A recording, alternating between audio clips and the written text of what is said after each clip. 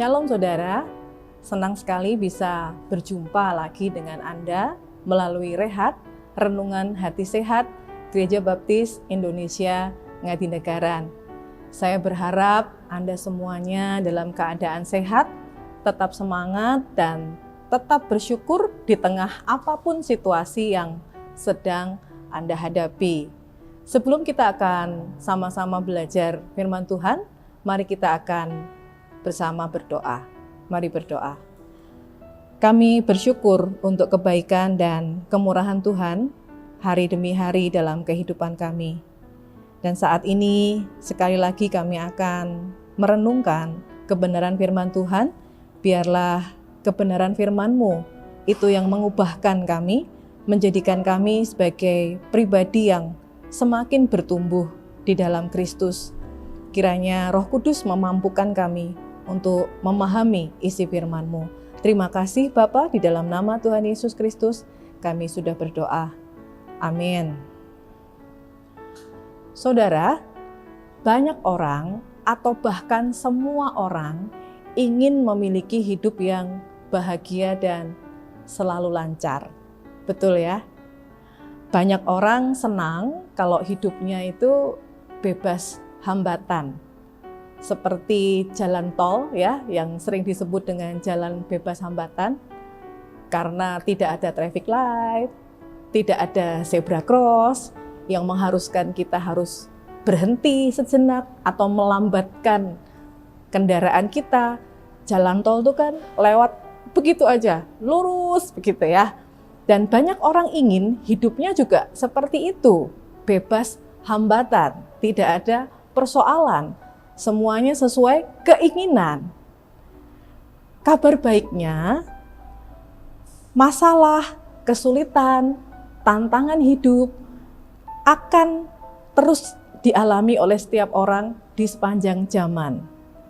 Artinya, selama kehidupan masih ada, maka terkadang kita akan menemukan, bertemu dengan tantangan dan kesulitan. Dan itu adalah sesuatu yang wajar, sesuatu yang manusiawi. Selama kita hidup, kita bisa bertemu dengan masalah dan kesulitan hidup. Mau orang dewasa, pemuda, remaja, anak-anak, orang yang berduit, tidak berduit, orang terpandang ataupun orang yang banyak disingkirkan, tua, muda, orang yang mungkin dilihat orang sederhana, semuanya pasti pernah dan kedepannya bisa menghadapi masalah. Apapun latar belakang masalah atau kesulitan kita, cara pandang dan sikap kita terhadap masalah itu akan menentukan kita tampil sebagai pemenang dan bisa mengakhiri dengan baik. Tentunya cara pandang itu dan sikap yang kita ambil adalah sesuatu yang sesuai dengan kebenaran firman Tuhan. Warren Wiersbe berkata, kita tidak dapat menghindar dari kesulitan dalam hidup kita, tapi kita dapat mengatasinya. Saat ini kita akan belajar bersama-sama dari satu tokoh di dalam Alkitab yang memiliki satu teladan ketika dia menghadapi kesulitan hidup. Mari kita lihat bersama satu tokoh yang bernama Nabi Habakuk. Kalau kita buka firman Tuhan di dalam kitab Habakuk, kita akan menemukan hanya 3 pasal saja di situ, ya. Habakuk ini hidup dan melayani pada masa-masa yang sulit.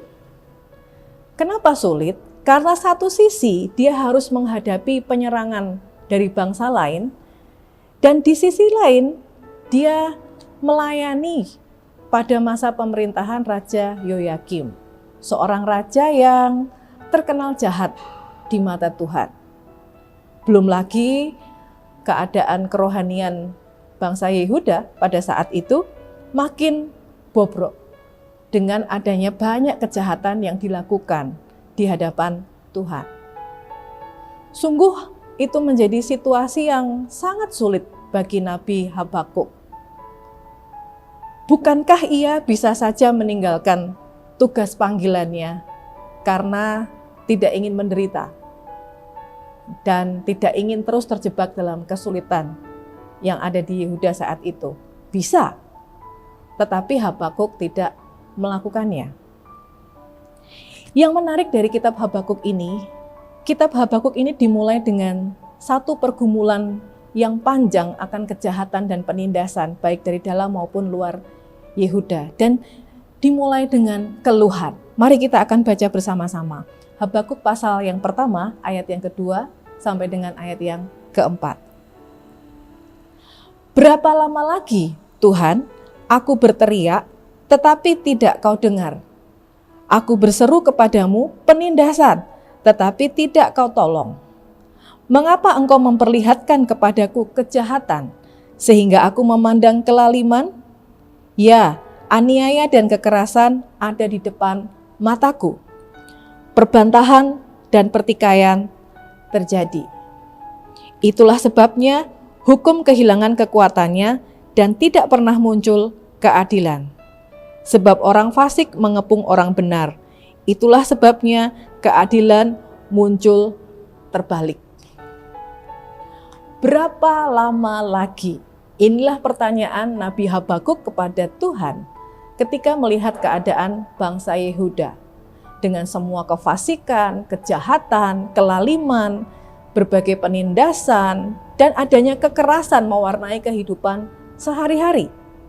Orang fasik mengepung orang benar, seakan-akan tidak ada jalan keluar bagi mereka.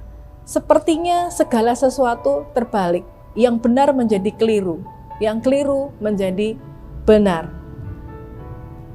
Dan dalam situasi itu, Nabi Habakuk merasa bahwa Tuhan tidak diam, tidak melakukan apapun.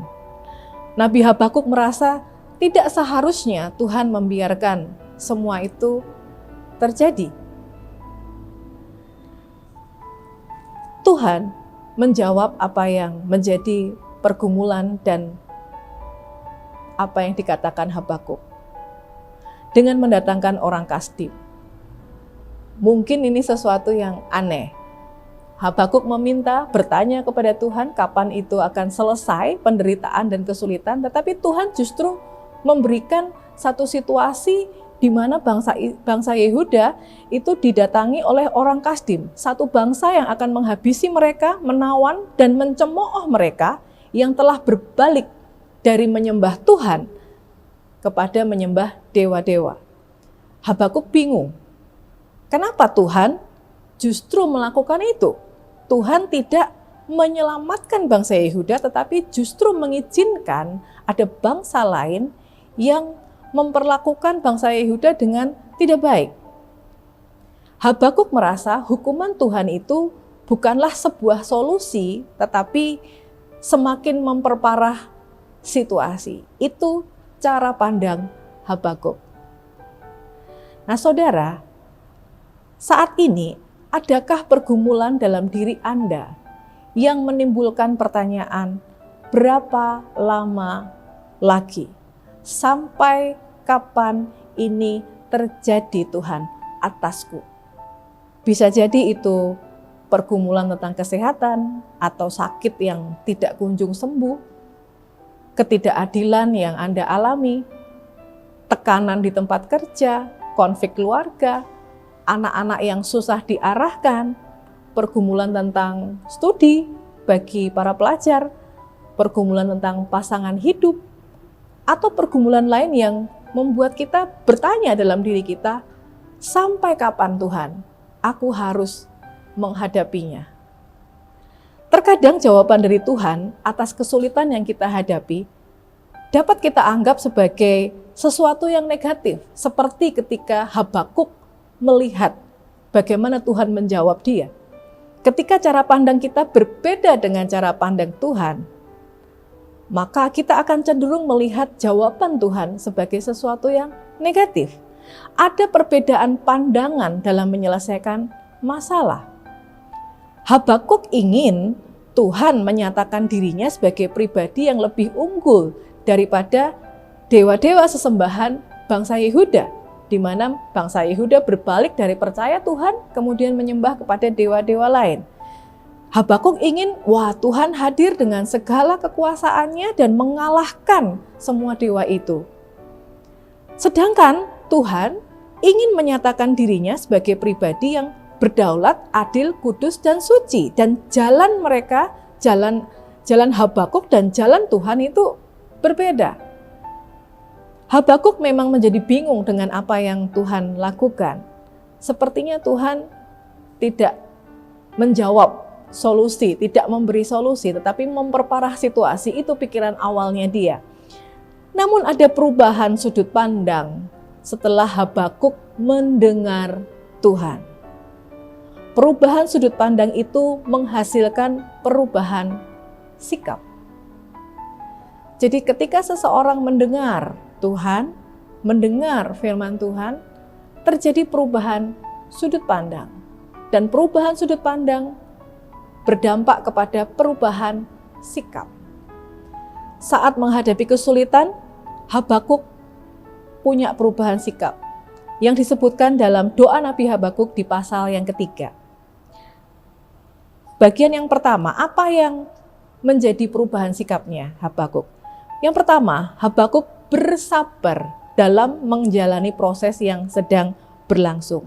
Habakuk 3 ayat 2 berkata, Tuhan, telah kudengar kabar tentang Engkau dan pekerjaanmu, ya Tuhan, kutakuti. Hidupkanlah itu dalam lintasan tahun, nyatakanlah itu dalam lintasan tahun. Dalam murka ingatlah akan kasih sayang. Yang kedua, Habakuk memutuskan untuk tetap percaya pada keputusan dan tindakan Tuhan. Habakuk 3 ayat 16, mari kita akan baca bersama-sama. Ketika aku mendengarnya, gemetarlah hatiku. Mendengar bunyinya, menggigillah bibirku.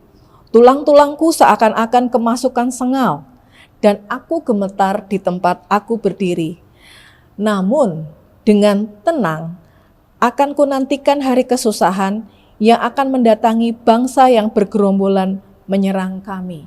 Habakuk berubah menjadi dia percaya pada keputusan dan tindakan Tuhan. Sebelumnya dia mempertanyakan. Yang ketiga, Habakuk memilih untuk memiliki sukacita atas iman kepada Tuhan yang menyelamatkan. Ayat 17 sampai 19 berkata, sekalipun pohon ara tidak berbunga, pohon anggur tidak berbuah, hasil pohon zaitun mengecewakan. Sekalipun ladang-ladang tidak menghasilkan bahan makanan, kambing domba terhalau dari kurungan, dan tidak ada lembu sapi dalam kandang, namun aku akan bersorak-sorak di dalam Tuhan, beria-ria di dalam Allah yang menyelamatkan aku. Allah Tuhanku itu kekuatanku. Ia membuat kakiku seperti kaki rusa. Ia membiarkan aku berjejak di bukit-bukitku. Ada beberapa hal yang perlu diperhatikan dari Habakuk pasal 3 ayat yang ke-17 sampai 19 ya. Habakuk menggunakan persamaan ketiadaan semua hasil ini ya. Tidak ada hasil ladang, tidak ada hasil pohon ara, pohon anggur, zaitun, domba-domba dan ternak untuk menyatakan iman akan pemeliharaan dan perlindungan Tuhan atas bangsa Yehuda. Bagi bangsanya, semua itu selalu dihubungkan dengan janji akan kemakmuran.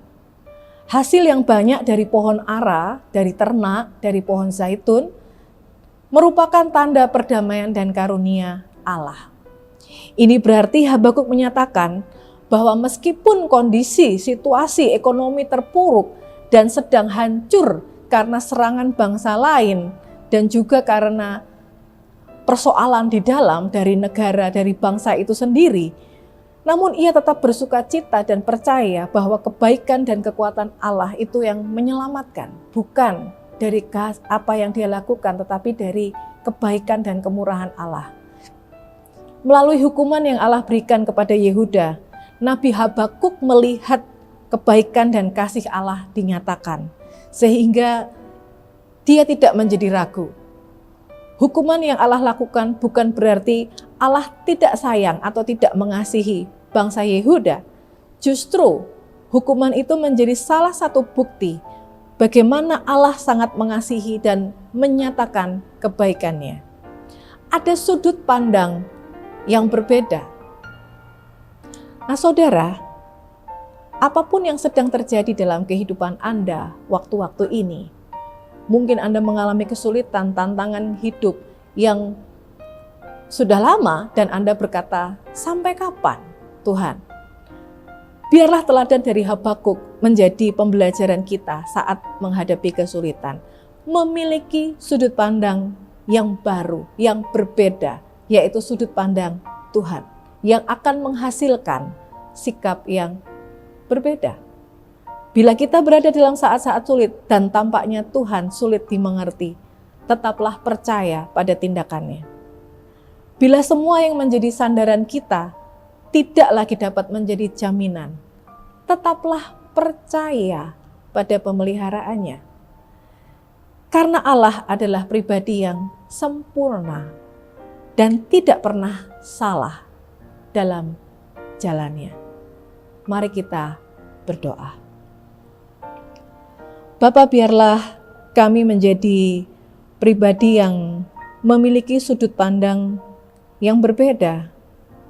Bukan sudut pandang manusiawi, tetapi melihat dari sudut pandang Tuhan. Ketika kami mendengar firman-Mu, ketika kami membaca firman-Mu, merenungkannya, biarlah setelah itu kami memiliki sudut pandang-Mu. Dan biarlah sudut pandang yang kami miliki dari Engkau itu menjadi dasar kami untuk mengalami perubahan sikap yang benar. Terima kasih Bapa, biarlah kami belajar dari Nabi Habakuk. Ketika dia menghadapi kesulitan, dia memilih untuk melihat dari sudut pandang ilahi, dari sudut pandang Engkau sendiri. Terima kasih Tuhan. Dalam nama Tuhan Yesus kami sudah berdoa. Haleluya. Amin. Tuhan Yesus memberkati.